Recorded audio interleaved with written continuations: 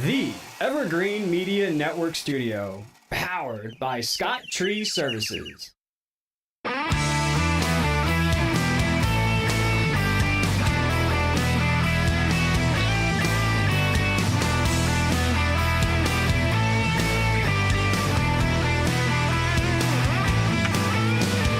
There we go. Welcome to Classic Car Radio. I'm Mike Carano. I'm with Todd Byron. And our special guest today, Billy DeArton from the Indian River region of the AACA. What's up, Billy? Oh, man, just another day and another dollar. Yeah, that's it. You've been working, huh? Yeah, I got this old guy who gave me a part-time job, so. Oh, really? Yeah. Doing some sanding? Well, he told me I was going to do some wiring on some cars, and I hadn't seen a wire yet. You know? But it's all good. Yeah. Come and go as I please, so that's good. Well, that's good. Yeah. And what's going on with the AACA? What do you got going on over there? Well, we had our appreciation dinner last night, and for everybody that worked at the show, we had a fantastic show this year, biggest show we've had in a long time. The most money that we brought in a long time. Oh, that's good. So we'll be giving out a lot of money to charity this year. Very good. And that's what we're about. That's our whole thing, is just give it back to the community. Yeah. And Billy, tell us a little about yourself. Where'd you work? Where'd you start? Well, I was born up in North Florida, in Orange Park, Florida. Right. Only because it was the closest place that had a doctor's office. We lived way back in the woods, closer to AACA. My dad was in deconstruction. He tore up things. And so we moved.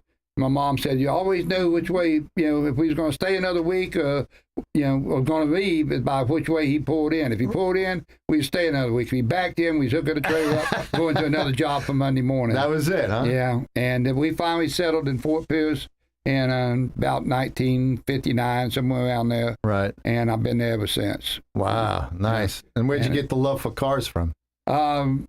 My dad, my brother, and I've been a mechanic all my life and stuff, and big race fan.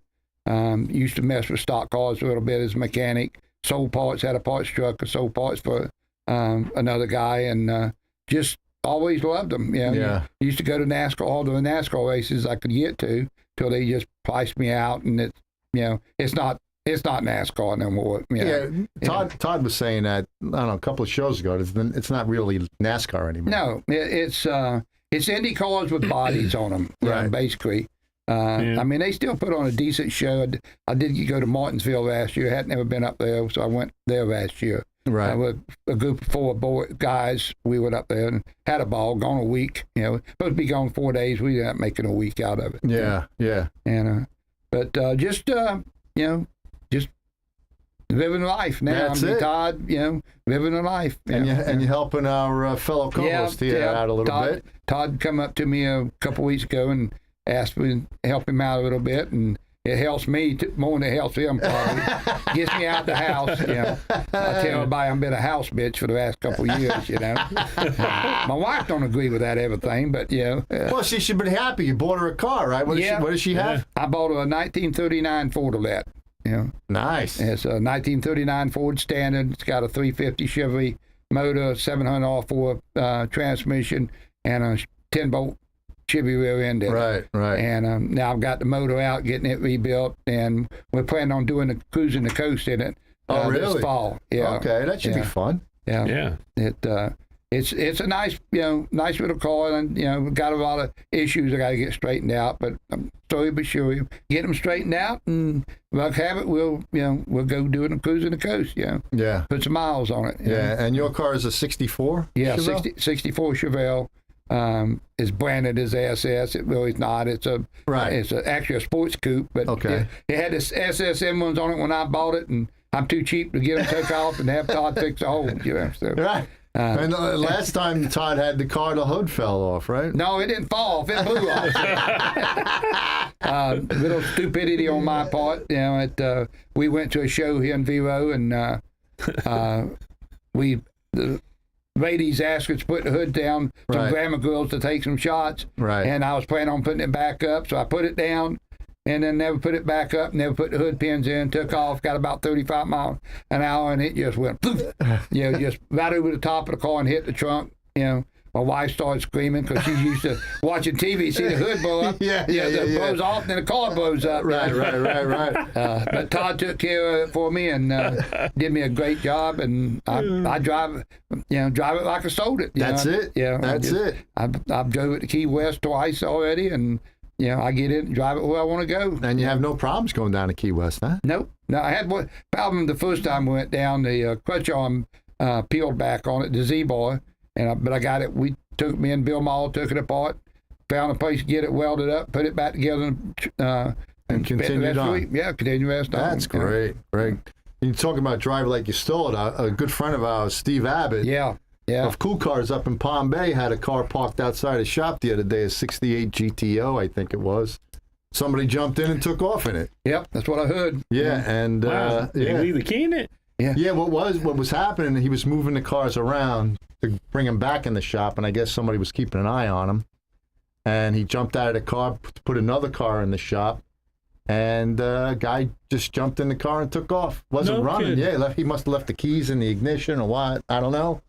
But he took off, and they found it in a homeless encampment down in Palm Bay. The only problem that they had was I was told that the guy jumped the curb with it and kind of bottomed out the bottom a little bit, but I don't think there was any damage to the car. Okay. At least he got the car back. You said he had it sold that day, too. That's what I was talking to his brother-in-law today, and said that the car was sold, so they were selling it. No kidding. Yeah. So now he's going to have to fix it, and that's going to eat up all his profit. right. So you got to watch, especially if you have a shop like that, like even like Steve's shop. You got to watch. You got to watch where you park these cars. That's what I worry about. Both of my cars, my '64. It's got the old ignition. You take the key out. If you don't lock the ignition, you can still crank it up. Right. And that 39, I don't even have a key to lock the doors or the trunk with. Right. Well, I got to find somebody who can make them. Yeah. All these old cars, you could just get in them with a screwdriver and just go if you really wanted to. Yeah. Problem is, having a shop or a business or something where you have all these cars like Steve and Steve. Yeah. Or like I did at the time. Right.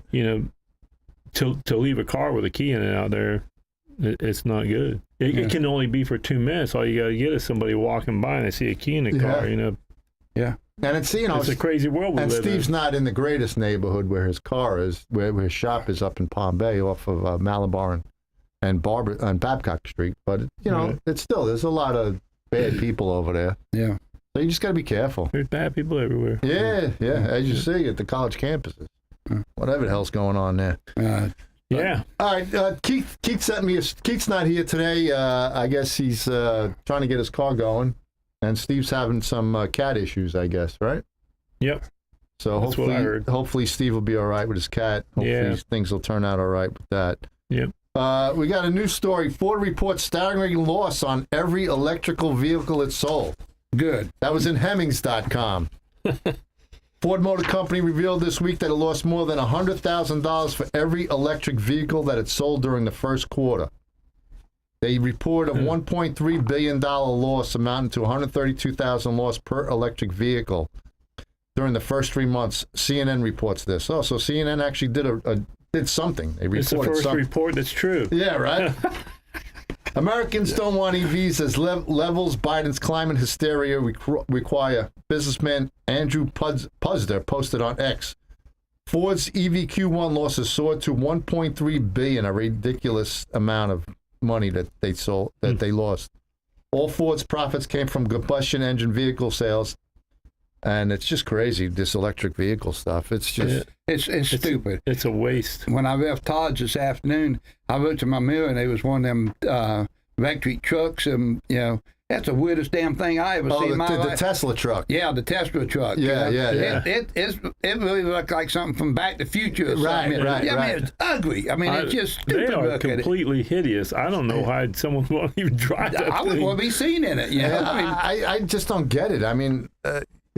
like down here, I mean, the heat's not too bad now, but it's got to kill the batteries. You would think because I know that the cold definitely kills them because all those cars were parked in that parking lot up there up in the north. But you just think when they pull up to a red light, every time they pull up to a red light, that AC and everything's run off the batteries. Right. So it's going to run up. They got to make a difference on them. They got to do something while the car's running. It's charging. Yeah. The problem, that's the whole thing. Everything it takes to make the car, then everything it takes to keep the car running, it's way, way worse than a petroleum car because it takes so much of the petroleum and everything else. It's more harmful to make it work. The batteries, what the damage they do to an environment, just mining for the stuff for the batteries and stuff, And then what happens when they're bad? Yeah, you can't recycle them. Yeah, that's it. Well, I did say there was a place out west, I'm gonna say Utah or something, that they recycle all of them type batteries. Oh, really? Yeah, they showed a plant, and they just take it and threw them all through a shredder, and they pick out the good metal. Yeah, I'm sure the rest of the stuff goes to the dump. Right to the dump. Yeah. But they didn't say how much it cost. But they was some of we can recycle this stuff. And Steve was saying a couple of weeks ago we talked about EVs also. The tires. Yeah, they got to get special tires for the weight. And I saw a Kia Telluride, an electric one, because my wife's got a Telluride, not electric. But I guess the new one is electric. And the tires on that thing look huge to carry the weight, I guess. I mean, it's still 20-inch rims, but they just look like they're heavy tires. Yeah, they have to be like heavier than a truck tire because of all the weight they have to carry. Them battery packs are heavy. Yeah. The motor's heavy. And they put all those batteries right underneath the front seats, right? Everything's underneath the seats. Under the whole bottom of the car, basically. The battery, what I understand. Yeah. And what's next? What, NASCAR's going to go to electric? They've already done it. Oh, really? Yeah, I seen where, I think next year they're going to, the so-called first race of the year out in California at the Coliseum. They're going to be electric. They're going to have electric cars on them. Really? Yeah. And IndyCar's already got an electric circuit. Okay. And what gets me, when the batteries go dead, they just change cars. Yeah, right. So I mean, that's what they're going to do. They're going to change cars. Yeah, they just change cars. They don't change battery packs. They just change cars. So how much is that costing them? Forget it. That's ridiculous. Yeah. And I just saw online also Robert Downey Jr., the actor. Mm-hmm. He's got a bunch of electric vehicles, but he's got electric Chevelles, he's got electric Camaros, electric trucks, and he's auctioning them all off. So you could look for that. See, he's getting smart. Yeah, why not? You realize, and hey, there's a what do you call it? A buyer's market for the electric cars if people want them. Yeah, it's funny that you brought up the electric car thing last night. My wife's brother's down from New Hampshire. Right. Well, he wanted to go to that Andretti. They got electric carts there. Oh, they have electric carts now. Okay. And they were actually pretty fast. And he got to the last lap. Right. And his girlfriend's with him. Well, I'm behind her. I'm kind of like bumping her. Next thing I know, man, it's like the thing just took off. My hat blew off. I'm like, what the heck? I go back to that guy and say, hey, did you do something? He goes, yeah, I figured I'd turn it up for you for the last that's lap. what they could do. That's what's good about it. They could turn it up and make the car go faster. It made a huge difference. Yeah. He goes, that thing can really go. But I got you're a beginner. I'm like, yeah. A friend of mine, Jimmy Wasakis, he's got an electric Tesla that he takes up to Orlando and drag races. Right. And he trailers it up if we don't burn up the batteries.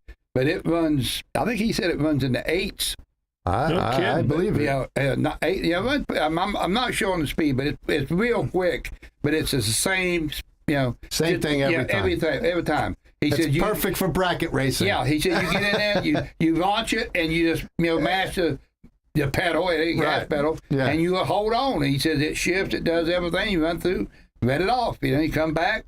Do it, come back up there and do it again. Yeah, and the Muscle Car Museum just had a big car show with all electric vehicles like 2 weeks ago. Yeah. All right, we're way over, so we got to go on break. So Jesse's going to play us out, and we'll be right back.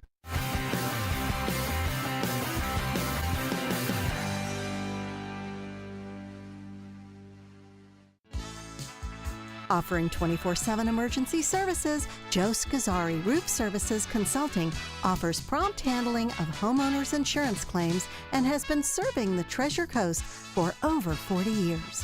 Scazzari's roofing experts can fabricate and install standing seam metal roofs on site, saving you thousands of dollars. And for those do-it-yourselfers, they can cut and fabricate your metal roof and deliver it right to your home or job site. Got a flat roof? Scazzari Roofing and Consulting specializes in all commercial and residential flat roofing systems. State certified and licensed, Scazzari Roofing and Consulting is family-owned and operated. Check out their website at roofservicesconsulting.com or give them a call at 772-388-7453 or toll free at 888-675-8106.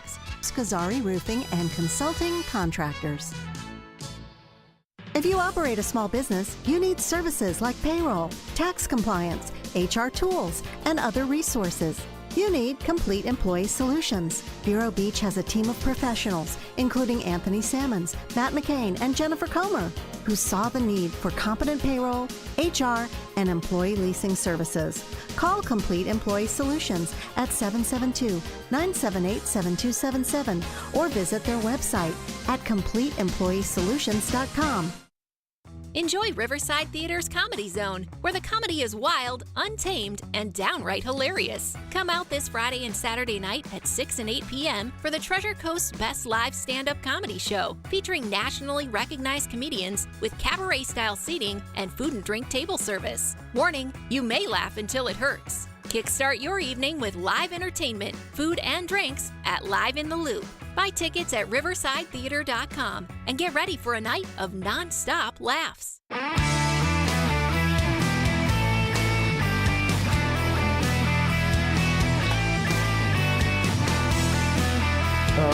We're back. Yeah.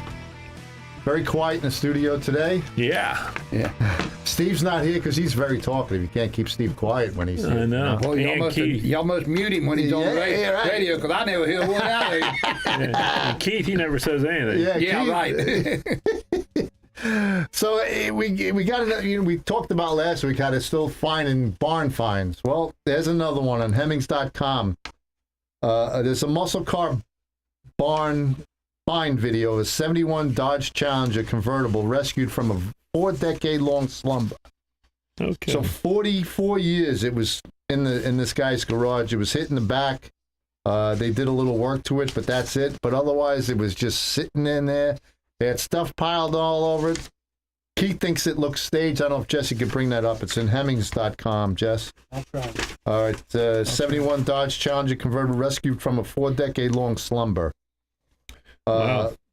It's just great. They're still finding cars in these back roads. Yeah. And barns. Yeah. It's crazy. There's a bunch of them be out there. You'll be lucky enough to walk up on them, you know. If you can. That's Yeah. definitely a barn. Because I was up in the Carolinas and Virginia, and my son lives up in Kentucky, and you see the cars and by the hundreds in just fields. Yeah. And you go to get on the person's property, they don't want nothing to do with it. Yep. Nothing. They don't want to sell it. Oh, they're going to work on it one day, like everybody says. Yeah. You I went to Colorado to Cripple Creek probably a few years ago with my brother, and as we was riding down, there was two barracudas, you know, the slope back, grass back barracudas, you know. Right. And I said, man, look at them old barracudas down there. He said, yep. He said, people shoot you. You come in and ask about them. Oh, yeah. There's two brothers went to Vietnam. They never heard from them again, and they're waiting on them to come back. And Yeah. of course, in Colorado, the cars sit outside. They don't mess them up too much, you know. Yeah. He said the people. He said once the parents die, they'll probably get rid of the cars. There. That's crazy. But they won't give up on them because they're missing in action, so they got hope for them. Yeah. I mean, I just pulled out the one from Flushing, Queens, 64 Pontiac Le Mans convertible sitting in my cousin's garage. Got to be in there for 30, 40 years. Yeah. And it's just, they're still finding them. It's just crazy that they're still in these barns after all these years. My granddaughter's boyfriend, his grandfather passed away in Fort Pierce, and he gave him his house and some money and stuff. And when his wife died, he became a hoarder, and he went down and just bought everything. And they went into the garage, and he has a 1978 Z Datsun 280Z. Oh, 280Z, okay. 280Z ZX, yeah. Okay. And it's got 30,000 miles on it, and he's the original owner. Wow. It sat there. The guy took all the gas and stuff out of it, disconnected the battery, but it sat there until so long that the tires went flat and split open. So they drug it out, and you're going to try to fix it up. Yeah, and if you're watching this live, Jess, bring that picture up again. There's the picture of the Challenge. It looks like Joe Valenza's car. Yeah. Sure does. Sure does. Yeah. Look at that thing. Minus the Hemi. Yeah. And minus the brand new Hemi. Yeah. Yeah, there was a car up in New York. I knocked on this guy's door so many times. It's a 69 DZ 302 Z28. It's been sitting in this guy's carport, I would say, since 76. Just sitting in there. It's green. It's never moved. I know the license plate number because I've seen it so damn much. It's just never moved. It's been sitting there, and they don't want to. They won't do nothing. They won't do nothing. I don't know if the person's family went to Vietnam and didn't come back. I don't know, but that car's been sitting in this carport, and when it snows up in the north, it snows, and you know the car hasn't seen the street, of course, but it's still got to be rusted underneath. From, snow. The only good thing about it, the snow up there, if it's not moving, it's not getting the salt. Right. Like just you have would to, normally. You have to just deal with the weather. But it's a beautiful 69 Z20, and all you see is the taillights. Oh, man. You can't get in. It's been there since I'm a little kid. As far as I can remember. That sounds like a good job for Todd, don't it? Yeah, it does. But Todd's got way too much stuff going on at that shop. We're weeding it down. You still got the Buick? Oh, yeah. You close? No. 57? We got the motor and transmission on Friday. Okay, that's good. And that was, you didn't get the engine that you wanted. You got an LS? No, we wanted a LT4 like it's going in the Buick, but there's none available. They haven't been available. They can't give me a date, and I don't want to buy a used one. Right. And he doesn't want to use one. So we all opted out for the LS3. Oh, that's nothing wrong with that. 525. Yeah, 520, something like that. 525 horsepower. Yeah. Yeah, so that'll be good. I mean, it's got a nice chassis and everything. Good. And we got another, what time we got? 22 minutes. All right. Improving another new story that Keith put in. Another Hemmings video. Improving a Fox Body's Mustang's driveline to support a supercharged 5.0. Our intention for the Mustang was to roll with some of these nostalgic feelings and build a new project car in the style of 90s period street strip 5.0, creating a car that could shuttle someone to work or school daily while still turning respectable times at the local drags. So I guess they're gonna try to put this supercharged 5.0 in this little Fox body. We have to leave the engine alone and just add a supercharger. All right, so they're just putting a supercharger on a 5.0. What do you think, Todd? Sure. Yeah? Yeah, why not? Yeah. You shouldn't have to strengthen the body for it too much. No, you don't have to do anything? No. It might put a cross mount on the motor to hook it up to the frame hard, but other than that, Did you say it was a convertible? It doesn't say convertible. It just says Fox body. I mean, if it has that much power, if it has some power to it, you can get a cheap set of subframe connectors, and tie it together, but I don't see it. I mean, the only time you're going to get the power is under the supercharger, Right. You normally don't have that much on takeoff. And if I didn't see how many miles it's got on it. Yeah, it doesn't even say, just that they're going to put blowers on it. If they got quite a bit of miles on it, they put a blower on it, they're going to blow the bottom out of it anyway. Right. So, There's the car there, so your typical Fox body. Yeah. So. That's funny. I had a guy ask me, told me the other day, I want to put a 4-barrel carburetor on my car. I said, what do you got on there now? He goes, 2-barrel. I'm like, yeah. He goes, so I'm going to need an intake, aren't you? I said, yeah, but you put that on there, you don't have enough cam or anything to make all that work the way it should work. Right. And about the time you change all that, and then the bottom end's going to fall out of it. Right. You just might as well do the whole motor. Well, on the Mustang you took the shock towers out, right? Yeah. Yeah. Yeah, we cut all that out and put a TCI front suspension in. And if you didn't hear us last week, check out our YouTube short on ceramic coating that we talked about a couple of weeks ago. It's up to more than 2,500 views. It's through Evergreen Media Network YouTube page under Shorts.